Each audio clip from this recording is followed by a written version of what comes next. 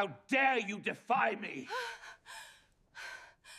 Please, my lord, I meant no disrespect.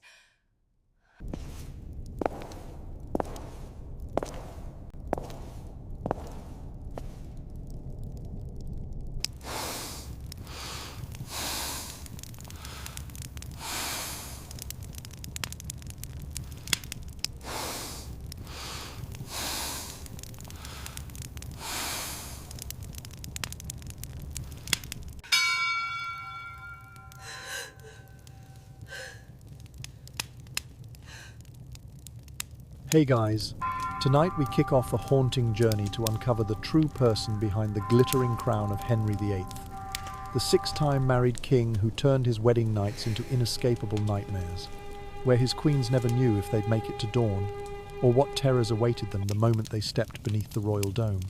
So, before you get comfortable, take a moment to like the video and subscribe, but only if you genuinely enjoy what I do here. Where are you watching from?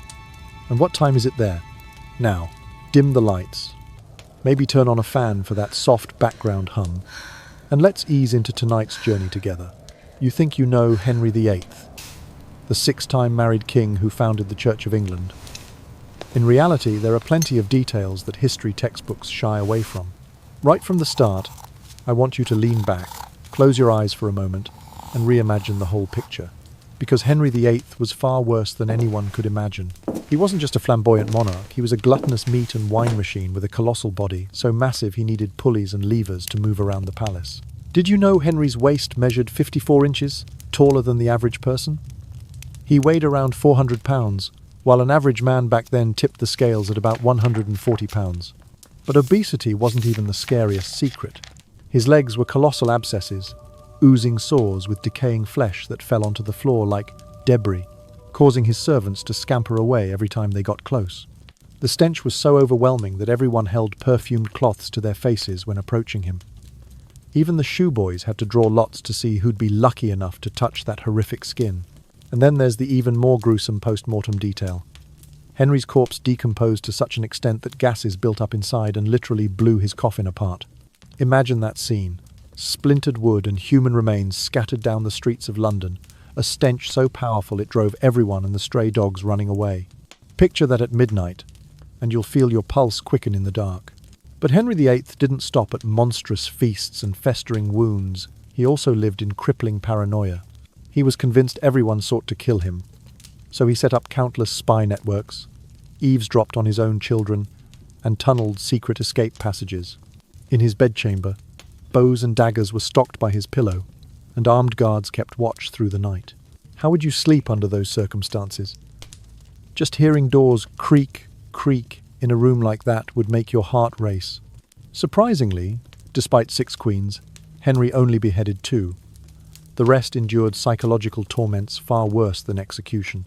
They were forced to sign divorce papers on their wedding night, confined, falsely accused of adultery, and made to watch their loved ones beheaded right before their eyes. Every honeymoon night, instead of romantic warmth, they faced the terror of not knowing if they'd see dawn. So tonight, as you nestle under your cozy blankets with dim lights, remember, a wedding night with Henry VIII was never a dreamy fairy tale. It was the beginning of a haunting saga, where darkness hid the horrifying truths of the throne and unchecked power. Have you ever wondered what's more terrifying than anything in a decaying royal body? It's Henry VIII's massive frame in his final days, a relentless meat machine eating and rotting from within. Close your eyes for a moment, breathe slowly, and picture his waist measuring 54 inches taller than many of us. At around 400 pounds, that's over 3 times the average weight of men in that era, enough to send shivers down anyone's spine. But obesity wasn't even the worst catastrophe. The truly horrifying part was the abscesses on his legs. These were no mere sores, they were gigantic, necrotic ulcers, constantly oozing pus, with decaying flesh flaking off like dark scabs. The stench was so pungent that courtiers and visiting dignitaries had to shove perfumed handkerchiefs, sometimes the finest linen, over their noses every time they approached the king's bed. Records even note that the smell permeated multiple chambers, shrouding the palace in a black fog. Can you imagine royal attendants having to draw lots to see who was fortunate enough to tend to the king? Anyone who touched those ghastly wounds faced a special kind of punishment. The dampness, the gooey pus, the stench all combined into a medical nightmare that made people tremble, unable to look his legs in the face. Sometimes attendants used long wooden poles to adjust his medical bandages, avoiding direct contact. But even with indirect handling, the odor clung to every breath. He lay there like an animated corpse, his body incapable of healing, the ulcers spreading like black fungi invading a once mighty fortress. Did you know that, according to chronicles, just a gentle breeze through the windows was enough to make courtiers flee, pinching their noses? The Tudor palace, once alive with music and echoing footsteps, was now dominated by the sound of people recoiling, and the rustle of silk hurriedly lifted away. Whenever he shifted on his bed, everyone around held their breath, fearing a scream of agony and the inevitable confrontation with the king's rotting reality. His massive body and those horrific sores also laid bare Henry's loneliness. Once the centre of the world, he had become a lump of festering flesh. No one dared come near. No one wanted to care for him. Picture those long nights, flickering candlelight, and only his faint moans, and the stench seeping through closed doors. Is there any joy in a king's life that decays so completely? In that ghastly decay you see the tragic end of unchecked power, a sovereign revered and feared, now reduced to a living horror show. And that, dear viewer, is the somber reminder that even the mightiest throne can crumble into oblivion one rotting ulcer at a time. In 1536, Henry VIII stepped into a jousting tournament, a knightly contest famed for valour, but this time a lance grazed his head and sent him crashing to the ground like a felled tree. He lay there, unconscious, for 2 hours, an interval modern medicine deems a severe traumatic brain injury. From that moment on, he ceased to be the fierce, battle-ready monarch. The first sign was relentless headaches. He'd clutch his skull, wince in pain, and slip into bewilderment. The mind that once commanded an entire kingdom began to fracture. Henry became psychologically unstable, sometimes brimming with resolve and vigour, other times enveloped in profound despair and disorientation. Depression hit like a storm, draining his willpower completely. But the aftermath wasn't just mental. He ballooned in weight at an alarming pace. His body seemed to hoard every morsel ingested food, drink, even excess fat. According to historical records, his weight rose by dozens of pounds within months, turning his already massive waist into an even more imposing girth. Pimples erupted across his skin, particularly on his neck and back, leaving him itchy and uncomfortable, yet too afraid to scratch any pressure on those inflamed bumps would burst them open, bleeding profusely.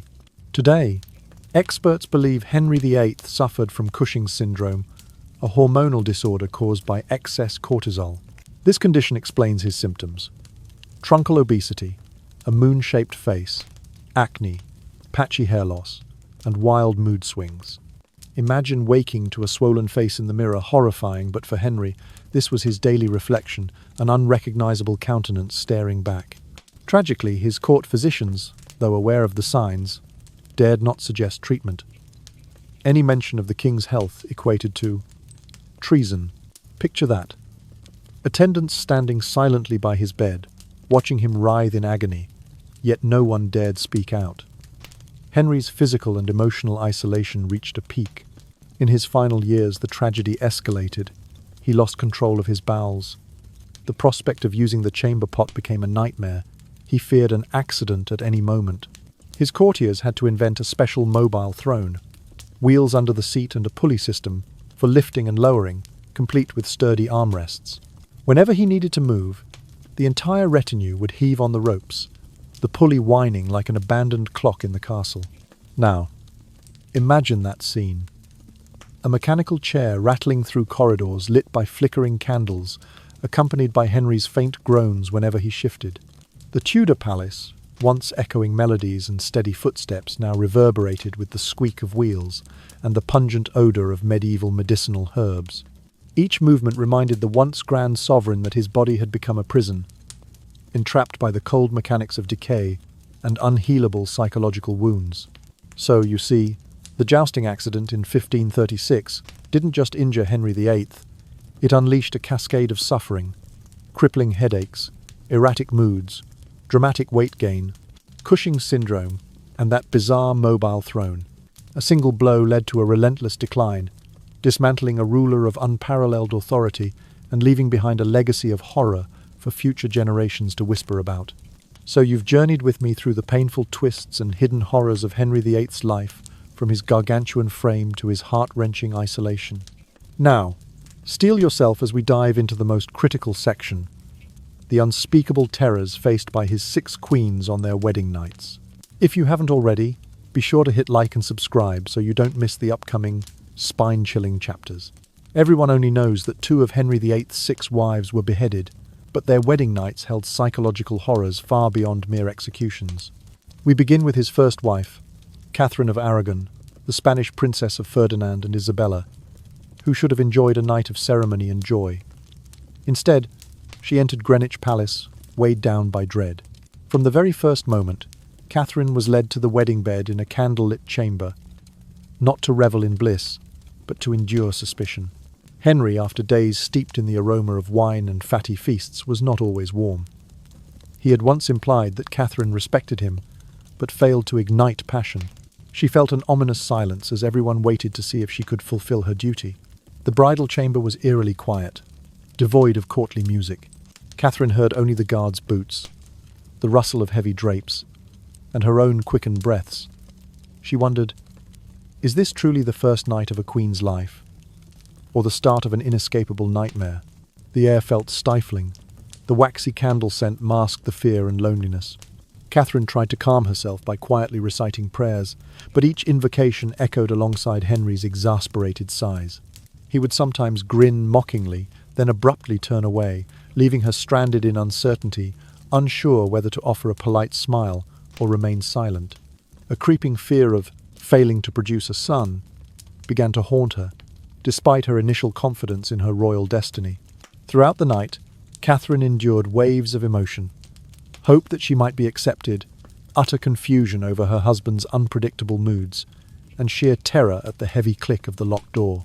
She could only hug herself in the dim gloom, imagining the phantom of power and political schemes lurking just beyond the bed. That wedding night ended not with laughter, but with heavy sighs and silent tears of a young woman lost within the gilded halls. Catherine entered marriage with unwavering faith, but soon realized the throne was no sanctuary. It was a maze of suspicion and ruthless ambition. You hear the clock ticking slowly, tick by tick, each second reminding Catherine of how long the night has dragged on. All night long she did not close her eyes even once. Imagine yourself lying in the most lavish bridal chamber in Europe, yet your mind is tossed by endless waves of anxiety.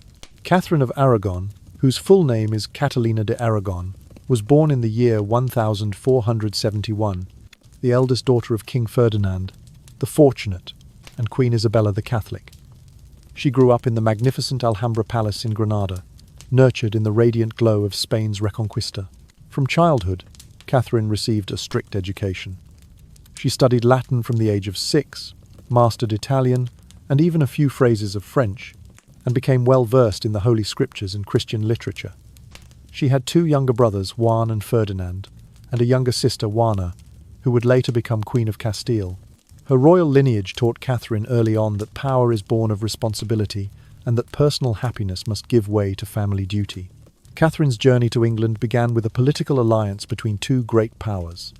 In the year 1504, at the age of 22, she was married to Arthur, Prince of Wales, the eldest son of King Henry VII and Queen Elizabeth.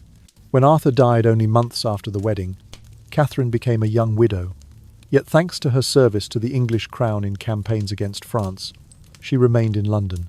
3 years later, Henry Arthur's younger brother, then 28 years old, married her in his brother's place, officially making Catherine Queen of England.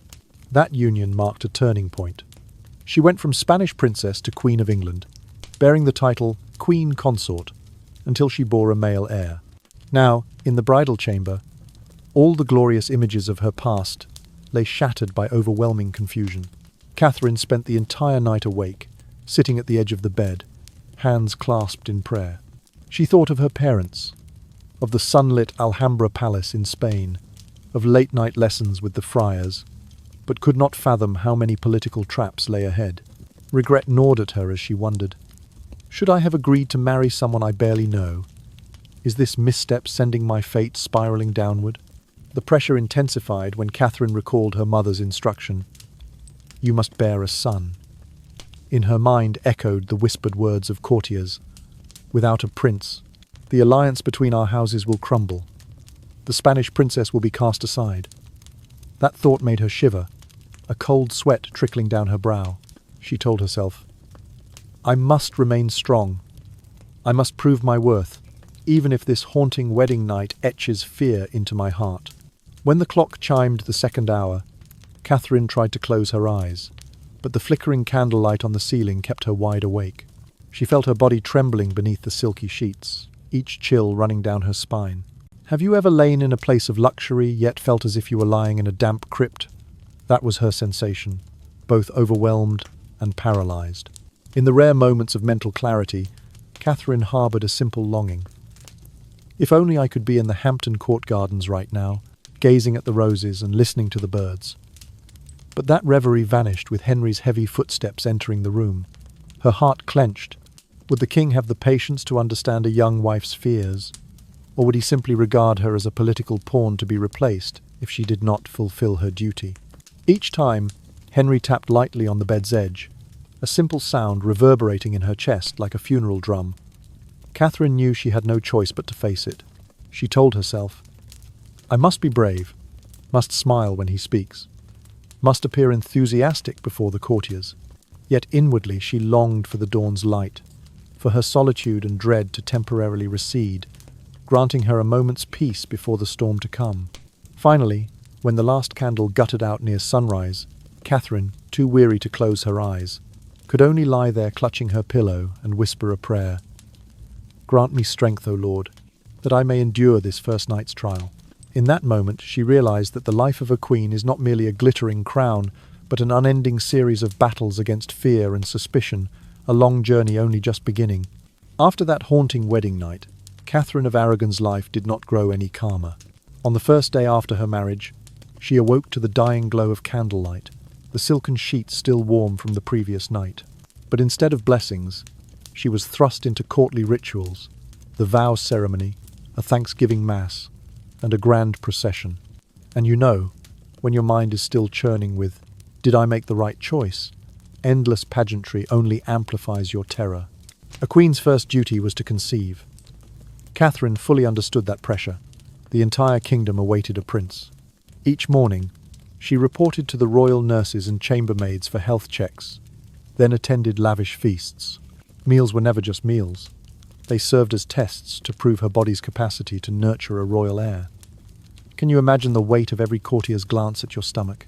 They scrutinized every minute movement as if anticipating the first stirrings of life. The first month passed in despair. Catherine showed no signs of pregnancy. She began feeling the stares and hearing whispered doubts behind her back. Does the Spanish princess have a womb problem? Or maybe it's time to find another candidate. Anxiety replaced her initial excitement. Every corridor of Windsor felt ominous, the glittering chandeliers blinding rather than brightening her spirits. She heard the court ladies giggle, as though awaiting her downfall.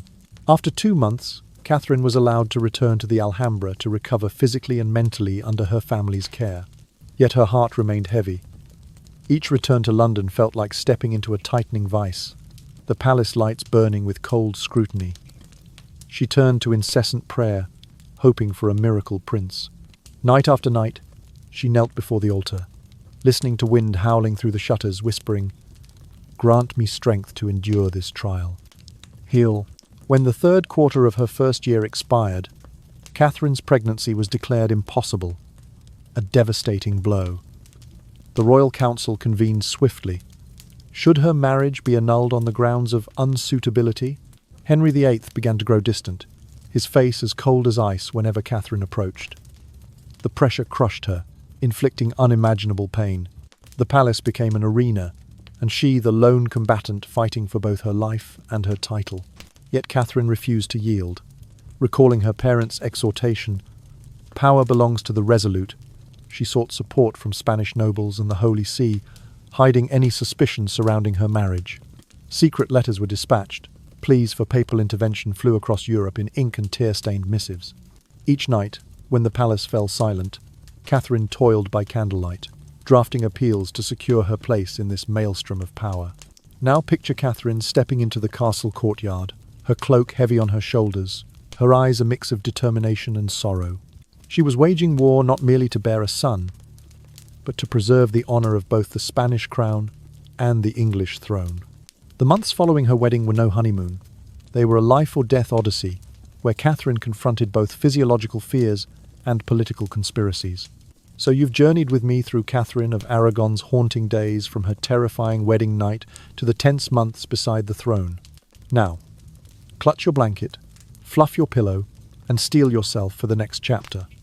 The unspeakable terror experienced by Henry VIII's second queen, Anne Boleyn, on their very first night together.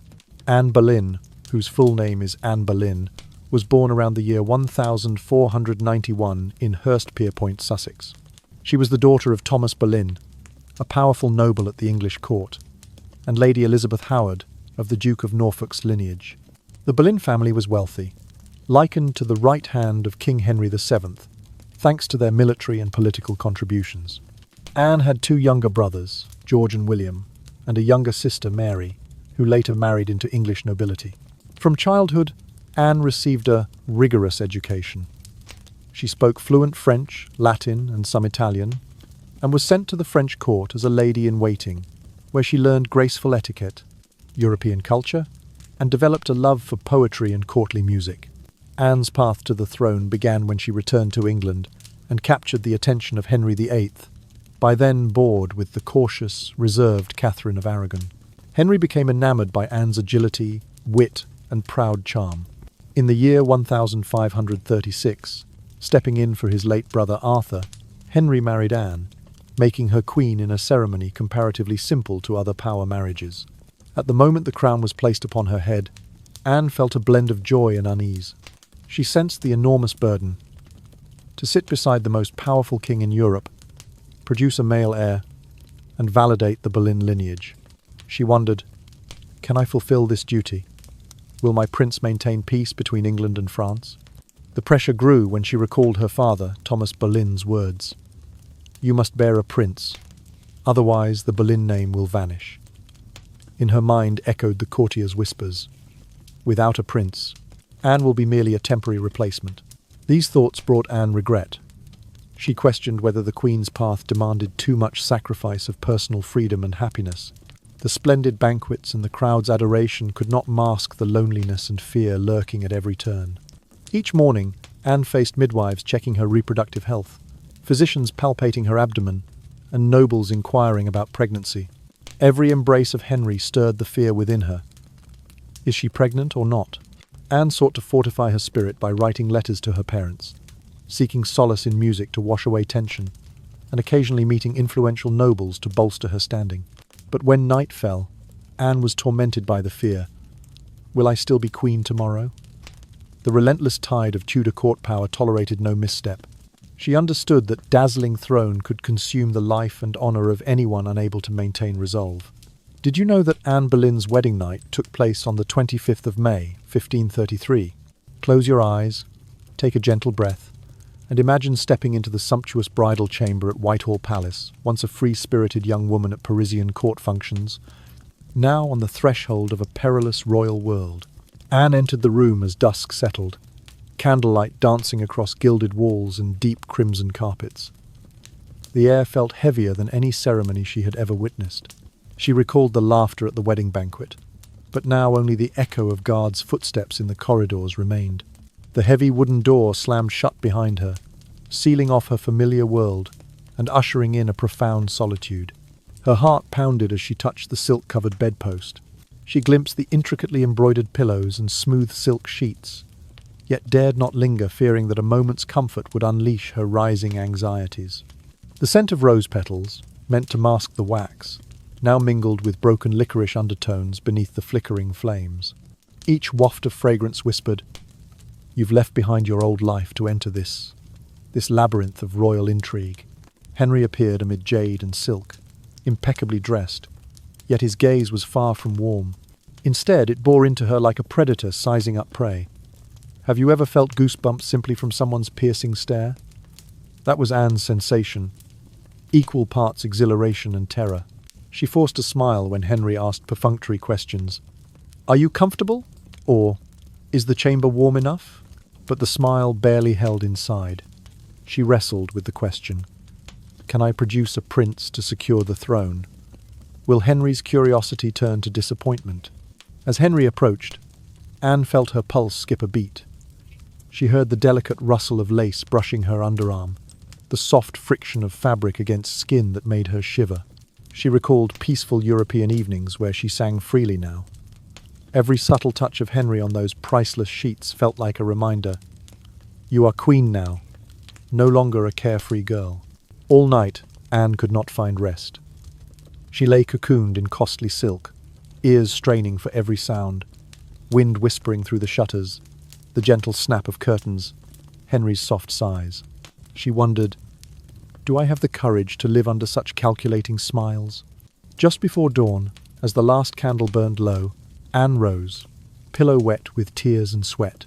She sat at the edge of the bed, acknowledging to herself, this first night is not a gateway to bliss, but the start of a grueling trial.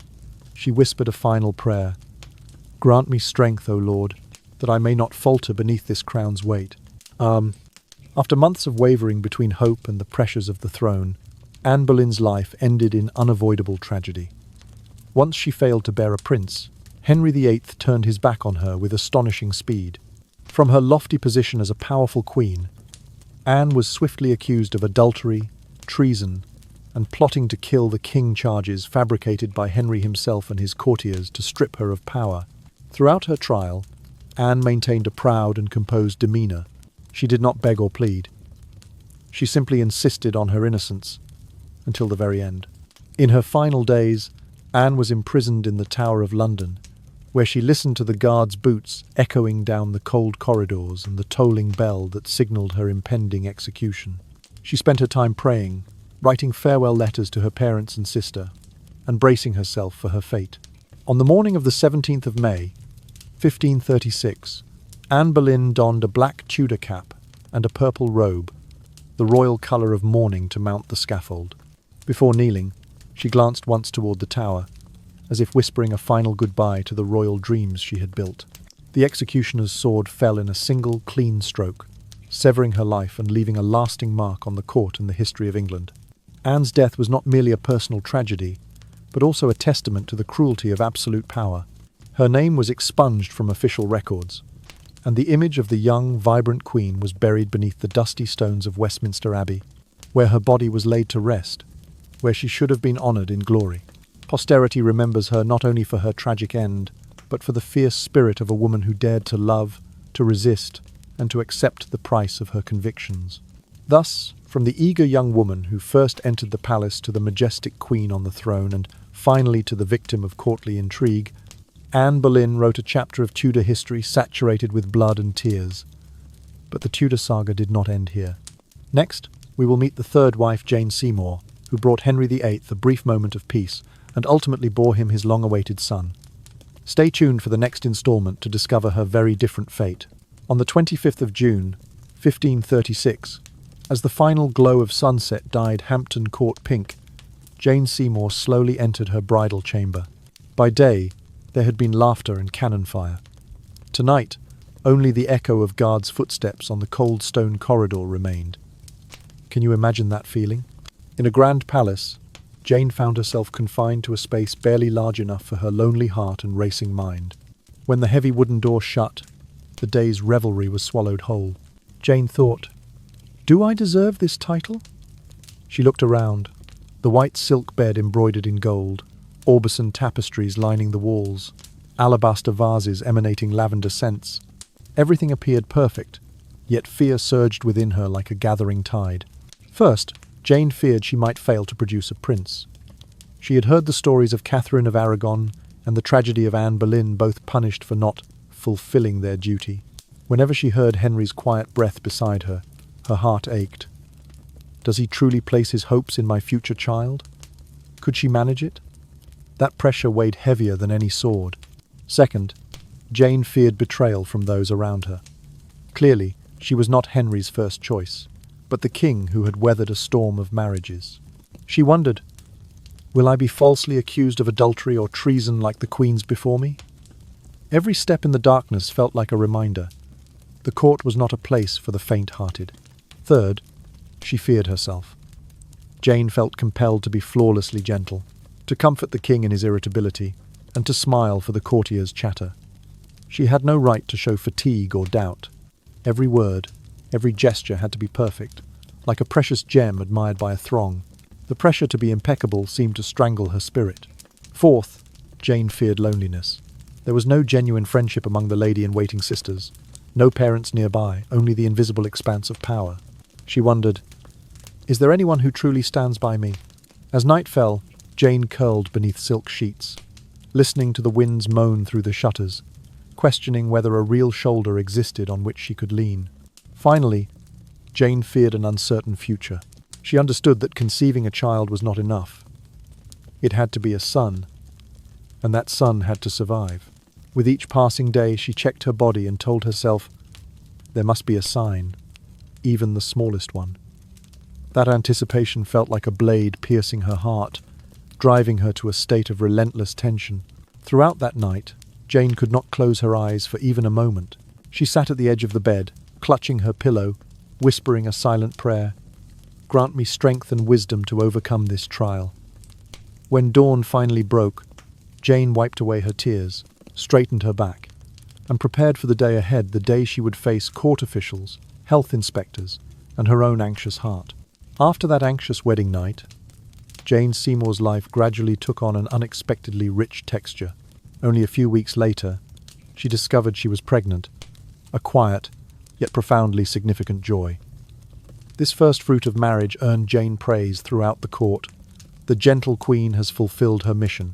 Henry VIII, long beset by turmoil, softened toward her, granting rare moments of peace. She became a beacon of comfort for the king's heart, making the Tudor palace seem less cold. In the following months, Jane enjoyed a rare respite. She would retreat to the Hampton Court gardens, admire the water lilies, and chat gently with the gardeners, while Henry, whenever free, would drop by to share tea and watch the sunset with her.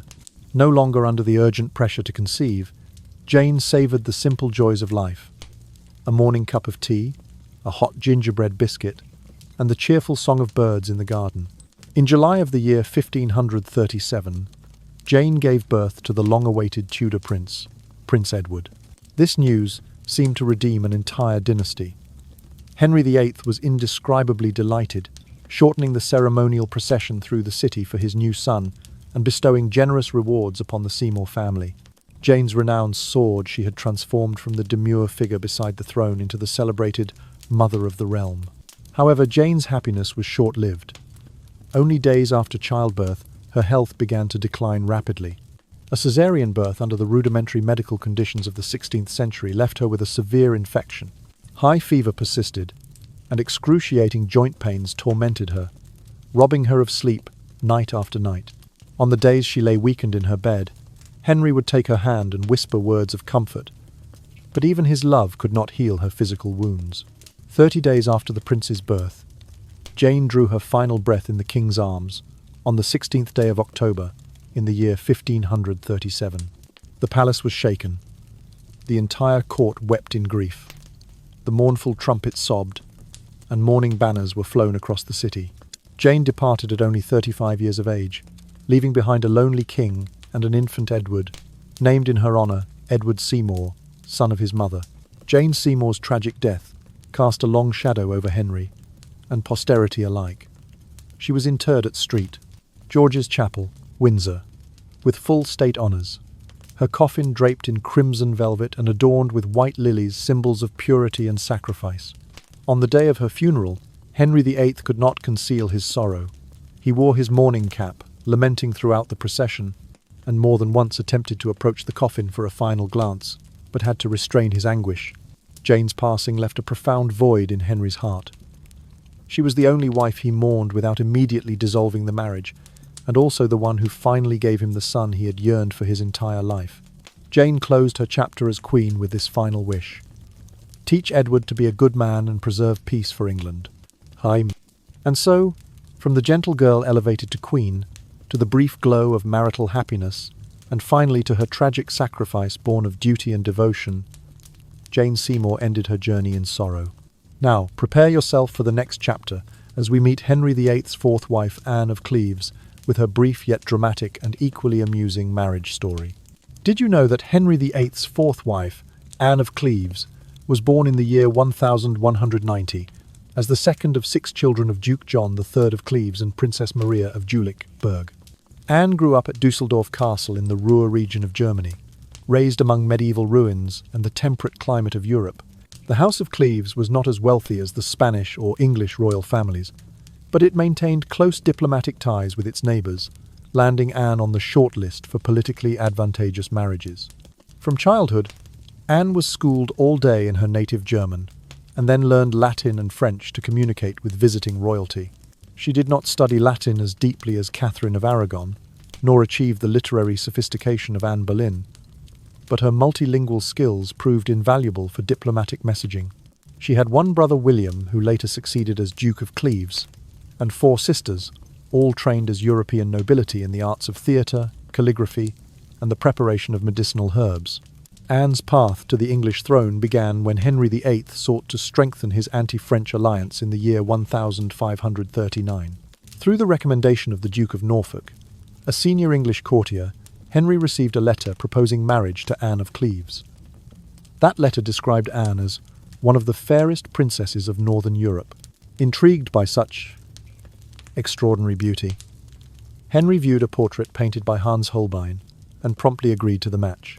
Anne, a mere 16 years old, had not long dreamed of becoming Queen of England, yet political necessity saw her granted the title Lady of Anhalt before she journeyed to London. When Anne learned of the marriage approval, she felt a moment of confusion and fear. Am I truly suited to this notorious king? She left Düsseldorf Castle, bid farewell to her family, and carried memories of her mother and younger siblings as she arrived at Hampton Court to cheers and fanfare. Yet she had barely absorbed the novelty of her new surroundings when she heard Henry wish to test the reality himself, fearing that a painted portrait could deceive. Legend holds that upon meeting Anne in person, Henry expressed disappointment and compared her to a simple country maid. This rumour stung Anne's pride and prompted her to wonder, have I been betrayed by those flattering initial descriptions? Anne faced considerable pressure. First, she had to prove her northern beauty was no mere illusion. Every step on the velvet carpet, every courteous smile to court officials was scrutinized. Will this demeanour please the king? Second, she faced the burden of proving her diplomatic competence. She must converse elegantly with foreign powers and maintain the anti-French alliance. Third, she feared swift disgrace. If Henry found her wanting, she could be sent back to Cleves and erased from English history. In her early days in London, Anne devoted herself to mastering English dress and practicing her halting English accent while reassessing Holbein's portrait. Do I look more lovely in paint? She realized she must confront reality. The throne was a sombre seat, not a fairy tale crystal castle. Each evening she sat by her window, gazing at the lights across the River Thames and asking herself, can I find happiness in this marriage, or am I merely a pawn in a political game? Small moments of regret crept into Anne's thoughts. She remembered her golden hair under the Cleves sun, her mother's comforting hand, and her sister's laughter. Yet she reminded herself, I did not come here to be weak. I am Cleves's ambassador and must protect my homeland. It was this sense of responsibility that helped Anne maintain calm and humility. Thus began the life of Henry VIII's fourth queen. Beset by fears of displeasing Henry, of court ridicule, of linguistic missteps, of lost honour, and of being sent home. Yet Anne chose to confront these fears. She smiled when praised, smiled when criticised, and smiled even when her royal title was rescinded. She learned to transform her fears into strength, and to turn the court's nightmares into opportunities to assert her own dignity, no small feat in the volatile Tudor court. On the 15th of December, 1539, as the first oil lamp flickered in Hampton Court's Great Hall, Anne of Cleves entered her bridal chamber with a heart heavy with both hope and dread. The door closed behind her with a solid thud, wedding merriment still echoing outside. But in that instant, Anne felt more alone than ever before. First, the fear of appearance. Do I resemble Holbein's portrait? Anne remembered Hans Holbein's painting. Harmonious features, fair skin, and perfectly arranged ash-blonde hair. But the mirrored reflection by her bed revealed a stranger. Thicker hair, a slightly square face, and a complexion tinged with northern pallor. She wondered, will the king recognize me tonight?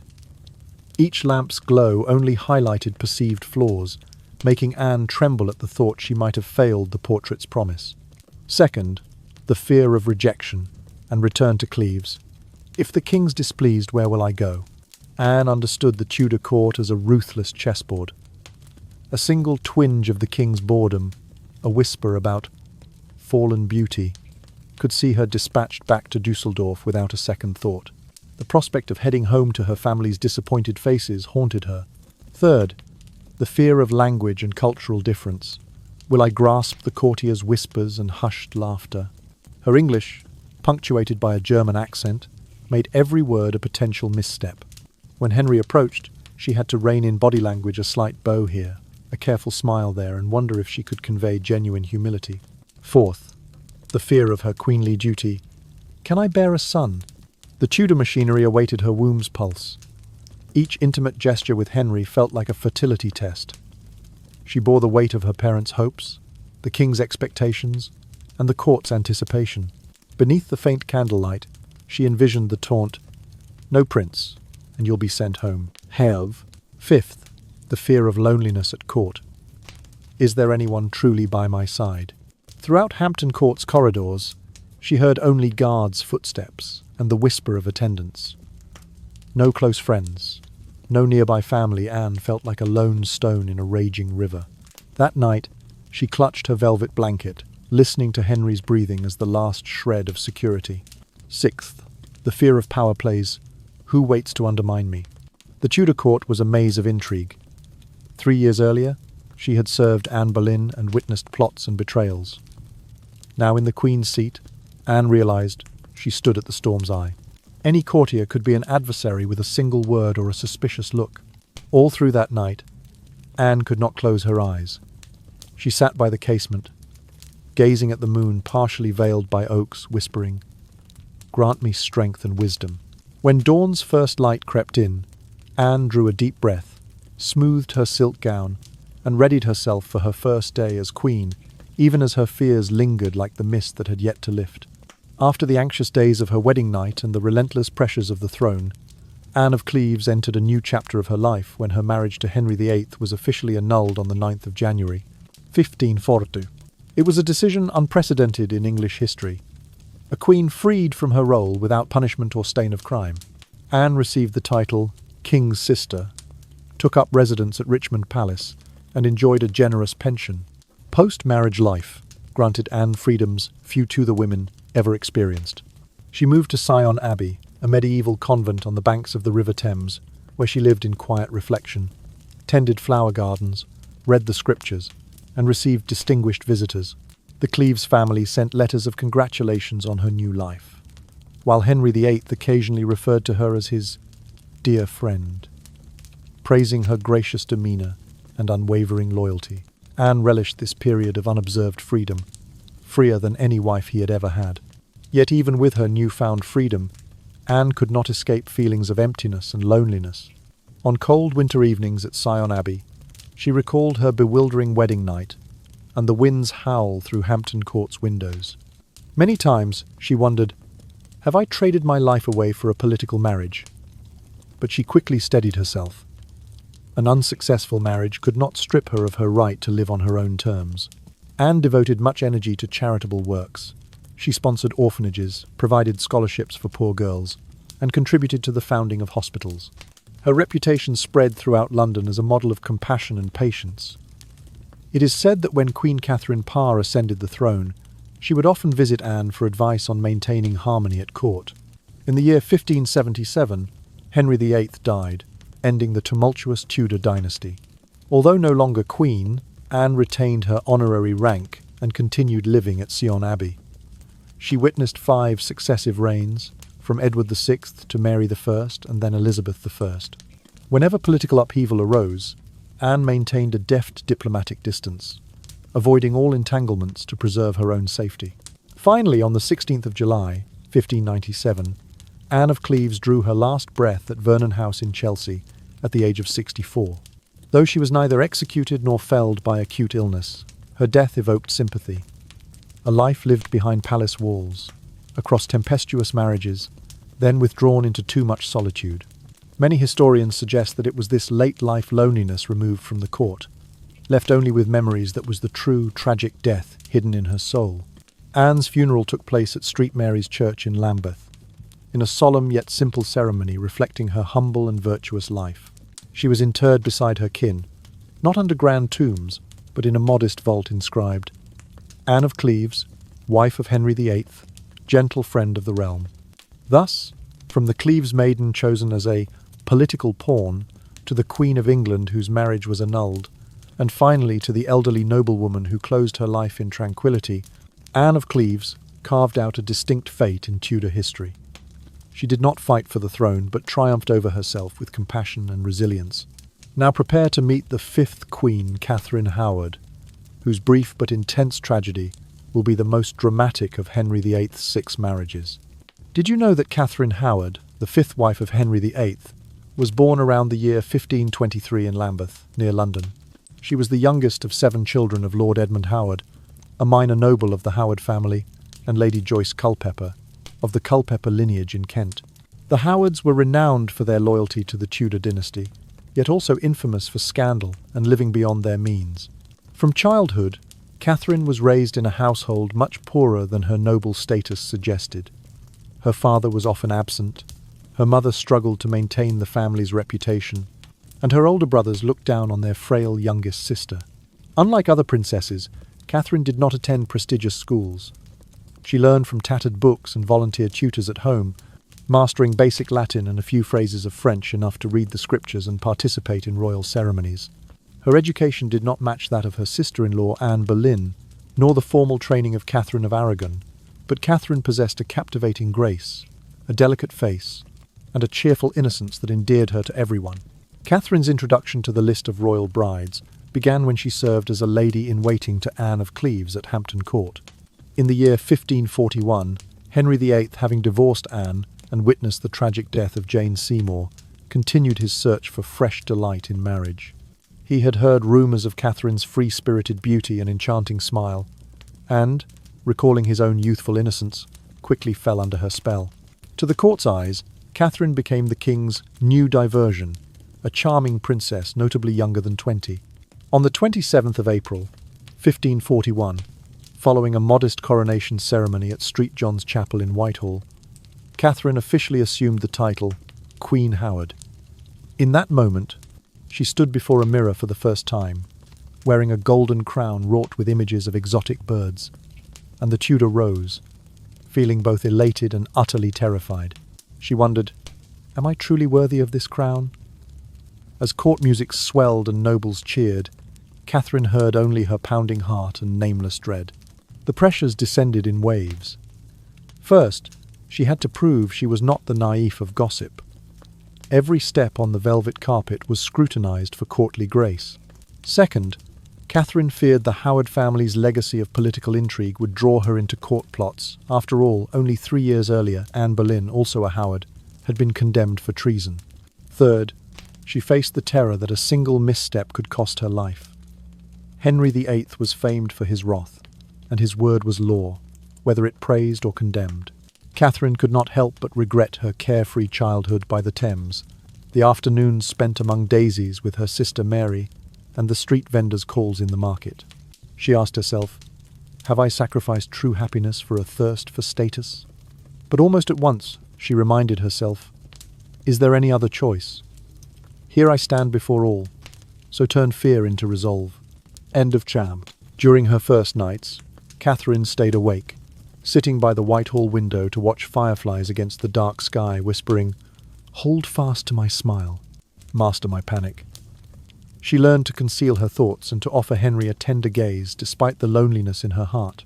Each morning she applied her makeup with care, a light rose tint and a touch of gloss, to see herself as queen, at least in the mirror maintaining a flawless image.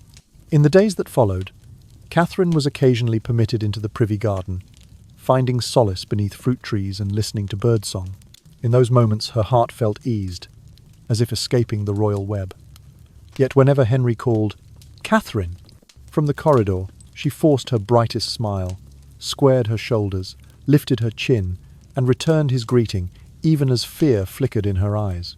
Thus opened the journey of the fifth Queen, Catherine Howard, a 20-year-old youngest daughter of the Howards, standing beneath brilliant lights, carrying the worry, "Will my honour endure by tomorrow?" Yet she chose to face it.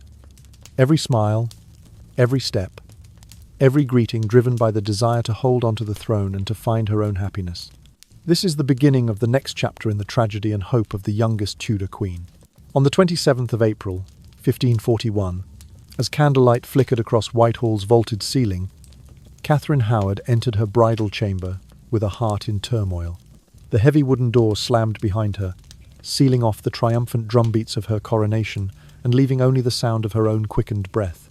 First, the fear of comparison. Am I worthy against Anne Boleyn or Jane Seymour? Catherine was well aware of the fates of her predecessors, one executed for treason, the other dying in childbirth. Each step on the velvet carpet felt accompanied by whispers. Can you surpass their shadows? The gazes of guards and courtiers made her tremble at the thought of being revealed as merely a naive girl, unfit for the crown. Second, the fear of disappointing Henry. Is my smile enchanting enough for this king? Henry VIII was known for his extravagant tastes and exacting standards. Gazing in the small handheld mirror at her crowned reflection, Catherine's cheer felt hollow. Whenever he approached the bed, she forced a welcoming smile, though her heart felt shattered. She feared his eyes would judge her as a judge pronouncing a sentence. Third, the fear of a scandalous past. Will the rumours of this political pawn come back to haunt me? The Tudor court did not forget quickly nor forgive lightly. Catherine had heard how a fellow Howard had been condemned. That night she imagined whispers accusing her of adultery or treason, a fear of being imprisoned in the Tower of London returning to haunt her. Fourth, the fear of failing her royal duty. Can I conceive and bear a prince? Beyond seeking Henry's affection, Catherine bore the weight of preserving the Tudor lineage. Every intimate gesture was a test of her fertility. Her heart raced. Fearing the candlelight seemed to mock her. If you cannot conceive, you lose everything. Fifth, the fear of loneliness amid palace splendour. Is there anyone truly by my side to comfort me? After the grand music faded, Catherine was alone under the dim lights. With no confidants and no family for support, she felt isolated as though trapped on a deserted isle. Each breeze through a crack sounded to her like sobs of despair. Sixth, the fear of an uncertain future. What will I become when dawn breaks? In the final moments before sleep, if sleep could come, Catherine pondered, am I heading toward joy or into hell? Dawn had yet to break, but her heart was already lost in a maze of doubt. All through that night, Catherine could not sleep. She clutched her pillow, listening to her heartbeat like a drum of warning. Her wedding night, instead of a song of joy, echoed only with her solitary steps and a whispered prayer. Grant me strength to conquer every fear. When morning light crept in, Catherine gathered her composure, squared her shoulders, and prepared to face a new day, though her fears remained undiminished. Catherine Howard's marriage to Henry VIII, born from so much expectation and fear on her wedding night, ended swiftly in tragedy. Less than a year later, on the morning of the 13th of February, 1542, she was accused by those who had once praised her beauty and charm of adultery with Thomas Culpeper, one of the king's trusted attendants, and with Francis Derham, a childhood friend. These charges, largely engineered by the anti-Howard faction to undermine her family's influence, proved enough for Henry VIII to lose patience and order her arrest. During her confinement in the Tower of London, Catherine endured utter loneliness. Completely isolated, she heard nothing but the echo of guards' footsteps on the cold stone floors and the tolling bell announcing her impending execution, each peal like a hammer striking her fate. Every closing of the iron door left her stranded between life and death. Once trusting in Henry's love and mercy, she now leaned against the cold wall, wondering, where did I go wrong? Believing in the promises of the throne. Throughout those days, she wrote letters to her mother and to her sister Mary, begging for their prayers for her soul's peace. In one, she cautioned, "Be ever mindful at court. Let not my mistakes be repeated." Unlike Anne Boleyn, Catherine did not plead for a pardon in the public eye or invoke her family's clout. She chose to preserve a final shred of dignity by accepting her responsibilities as queen, even in the face of grave injustice. On the morning of the 13th of February, 1542, Catherine Howard donned a simple black morning gown, her hair neatly styled. She walked slowly along the tower's corridor, each step light yet resolute, toward the scaffold. Standing before the executioner's block, she seemed astonishingly serene. A faint smile played upon her lips, as if apologizing to the fate she had been dealt. The sword fell in a single stroke, ending the life of the 20-year-old queen, Henry VIII's youngest bride across his 6 marriages. Catherine's death was not merely a personal tragedy, but also a stark testament to the cruelty of absolute power. Her collapse beneath the executioner's blade still haunts the tower's silent halls, a reminder that even the loftiest throne can be but a fleeting mockery of fortune and a stage for courtly intrigue. In the aftermath, the Howard family suffered severe consequences. Estates were seized, reputations stained, and many kin were stripped of titles and banished from court. As for Henry VIII, his fury spent, he seemed left in a new solitude. He had closed one marriage only to open another, yet few marital ends matched the savagery of Catherine's beheading. Once more, his authority was asserted through the terror of a young bride's death and her abrupt disappearance from royal spectacle. Catherine's funeral was not a grand state affair, but a solemn, measured rite. Her coffin draped in black velvet, surrounded by white wreaths symbolizing lost innocence and heartfelt mourning. She was laid to rest at Street, Mary at Lambeth Church beside her relatives, not in an imposing tomb but in a modest grave, befitting a proud life cut tragically short. Thus, from the bright-eyed girl who entered the court with dreams and ambitions to the merciless end at the executioner's block, Catherine Howard's life stands as a cautionary tale. Political marriage may promise glory, but it can just as swiftly unleash disaster.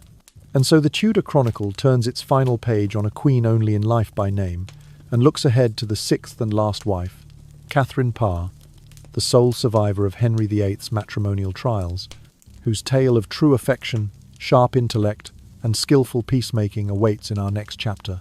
Did you know that Catherine Parr, the 6th and final wife of Henry VIII, was born in the year 1512, some sources record 1513, in the County Palatine of Kendal, Westmoreland?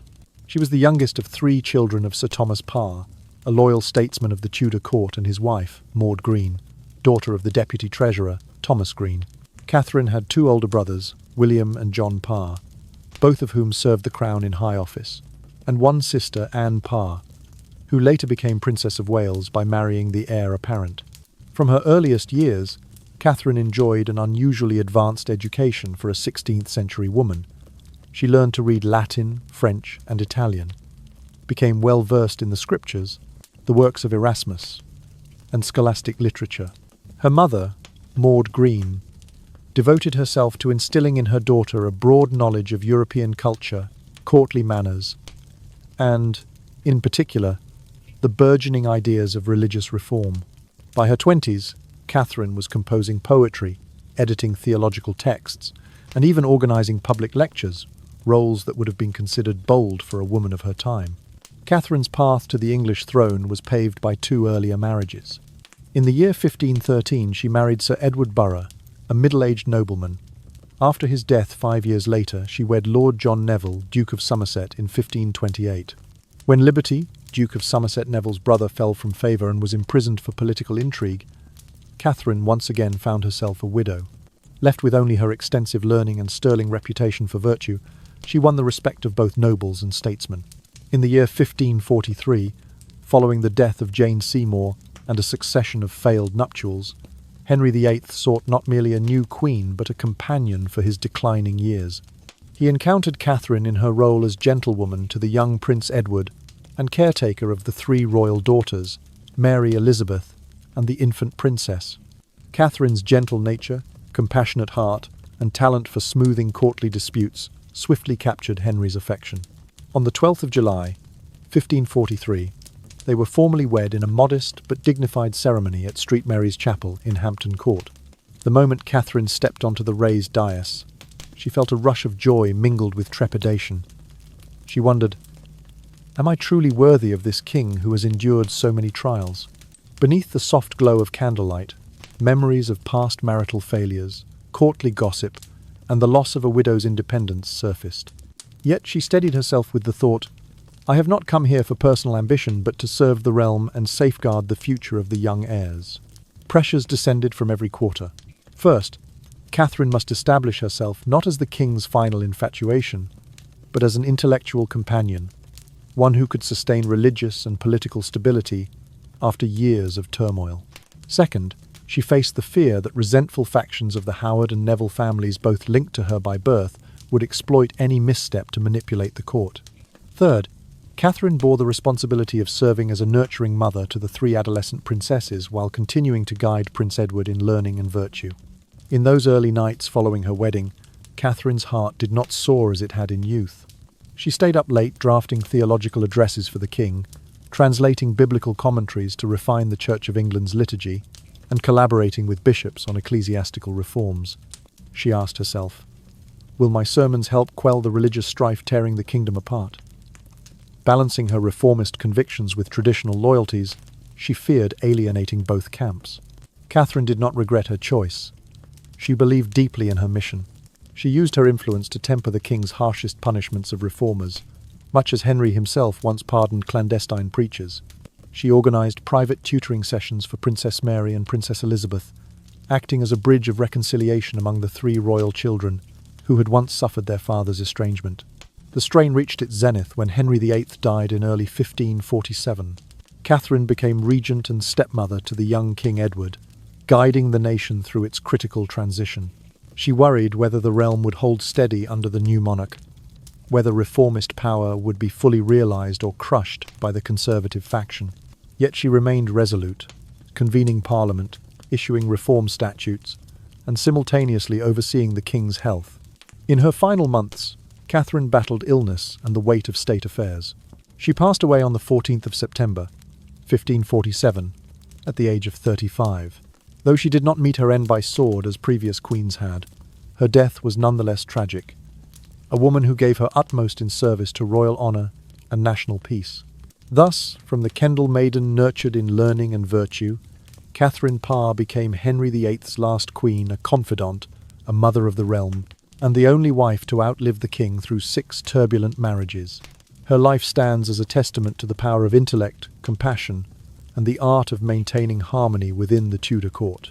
On the 12th of July, 1543, as the candlelight flickered across the vaulted ceiling of St. Mary's Chapel, Catherine Parr stepped into her bridal chamber with a heart full of apprehension.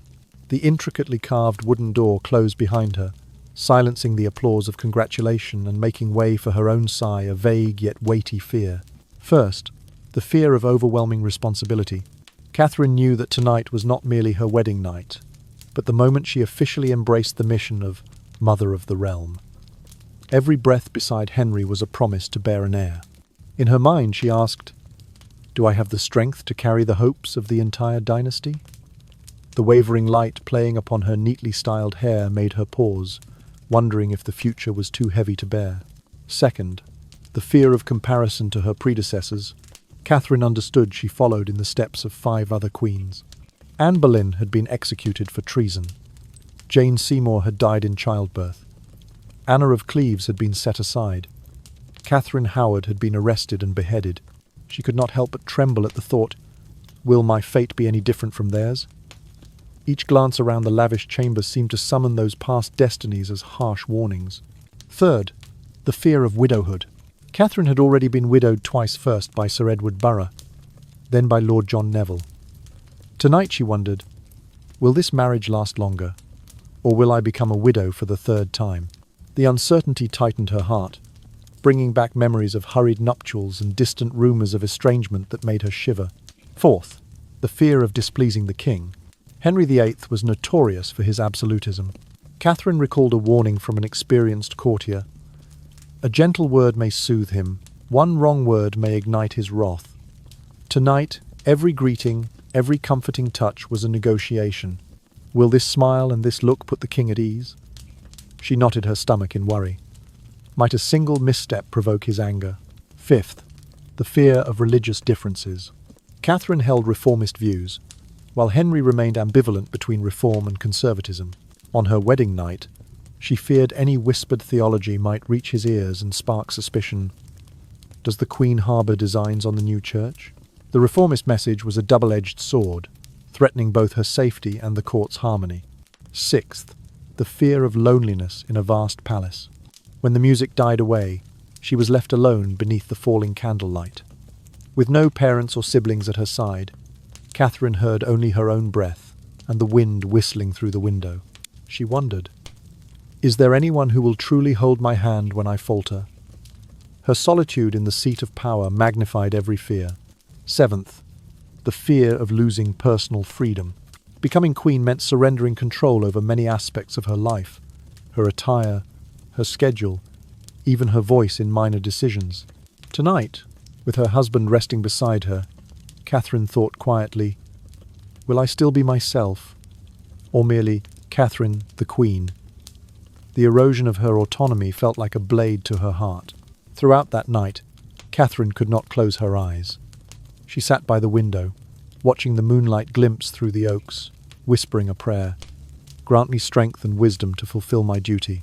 When dawn finally broke, she drew a deep breath, smoothed her polished gown, and stepped out of her bridal chamber with her customary composure ready to face her first day as Henry VIII's final queen, even though the fears in her heart remained undiminished. Conclusion: the life and tragic death of Catherine Parr. After Henry VIII's death in early 1547, Catherine Parr, his sixth and final queen, did not become a lonely widow burdened by injustice. Instead, she was entrusted with the additional responsibility of serving as regent of the realm under the new reign of Prince Edward. She held the office of vice-regent with broad powers, summoned Parliament, and approved numerous critical statutes to stabilise a nation still riven by political and religious disputes. Catherine oversaw church reforms, tended to the young king's health, and fostered harmony among factions that once seemed irreconcilable. Her regency conferred upon her an unprecedented prestige and authority for a 16th-century Englishwoman. She spent most of her time at Hampton Court and Greenwich Palace, conferring with ministers, drafting official correspondence, and responding to diplomatic letters, all with wisdom and patience that earned the admiration of her courtiers. Under Catherine's leadership, the kingdom gradually steadied. Religious tensions eased, the Church of England's reform statutes were refined, and Prince Edward received a solid education under her tutelage. Yet after years in the royal spotlight and the weight of immense responsibility, Catherine yearned for a more ordinary life. She chose to marry for the third time, this time to Lord Thomas Seymour, Lord High Admiral of England and brother to the Duke of Somerset, who had once served as regent. Their secret wedding took place in early 1547, free of pomp but rich in affection. Catherine sought personal happiness, and Thomas longed for a genuine family home. Only months after their marriage, Catherine became pregnant. The couple joyfully prepared for their first child, a symbol of new beginnings, following so many courtly upheavals. Catherine thought to herself, "This time, I shall be a mother first, and only then a courtier." Thomas Seymour devoted himself to her care. He frequently visited her at Greenwich, brought her books to read, and helped her practice reading aloud at night in preparation for teaching their child. However, pregnancy and the rudimentary medical conditions of the era carried grave risks. When the pains of labour struck, Catherine was transported to Longleat House, her chosen birthplace.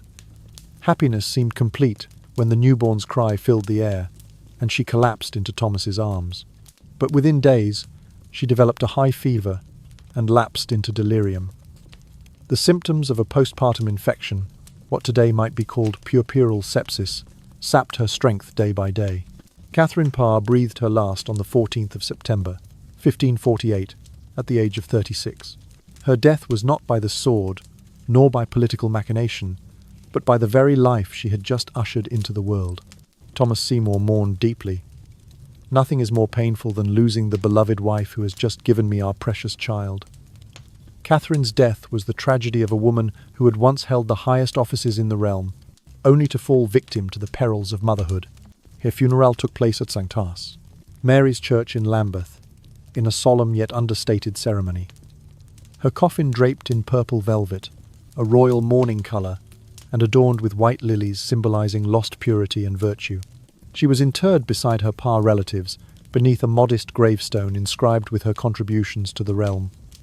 Catherine Parr, Queen Consort of King Henry VIII, Mother and Regent of the nation, true friend and mother to all.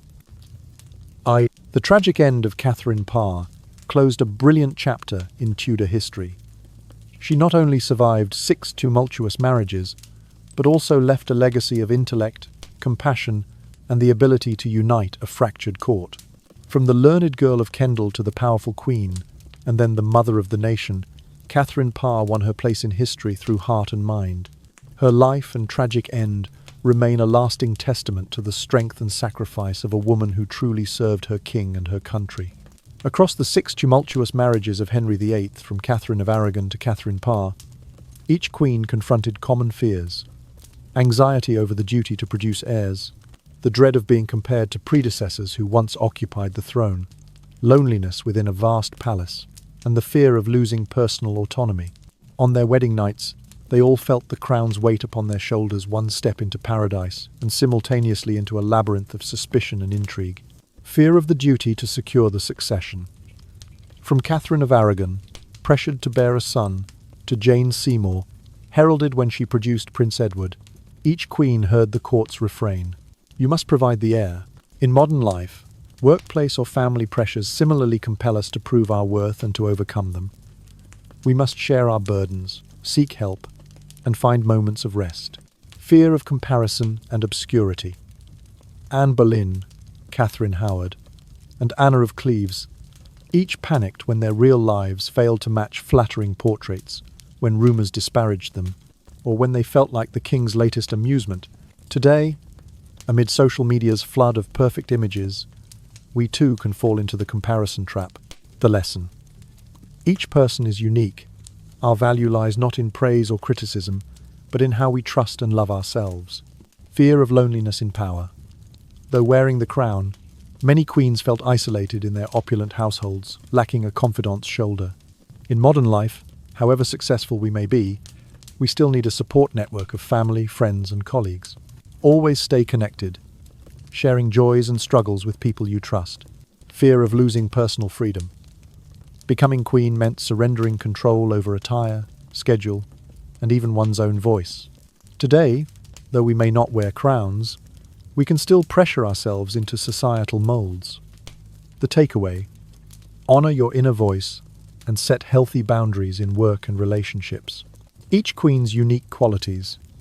Catherine of Aragon was resolute like a warrior. Anne Boleyn hungered for freedom and knowledge. Jane Seymour offered gentleness and empathy. Anna of Cleves exemplified humility and adaptability. Catherine Howard blazed with youthful innocence and passion. And Catherine Parr shone as an intellectual companion and mother of the nation. Each story illuminates a distinct aspect of womanhood's strength, perseverance, sacrifice, or intellect, reminding us that human beauty and worth are richly varied. Message and value for modern life. This video is more than a slice of royal history. It reflects the universal fears and aspirations of humanity, transcending eras. When facing pressure, let us share. Find someone you trust and speak up. Don't hoard your worries alone. Maintain self-belief. Your value is not determined by others' praise, but by how you act and treat yourself. Set boundaries. Learn to say no when needed, safeguarding your autonomy and mental well-being. Cultivate wisdom and compassion. Keep learning. Open your heart to others, and trust in the power of empathy and knowledge. We hope that today's video has offered you lessons on living courageously through upheaval, maintaining inner peace amid life's storms, and becoming a steadfast friend and ally to yourself and those around you. Wishing you a restful night, filled with gentle, meaningful dreams. Don't forget to subscribe so you won't miss our latest and greatest videos.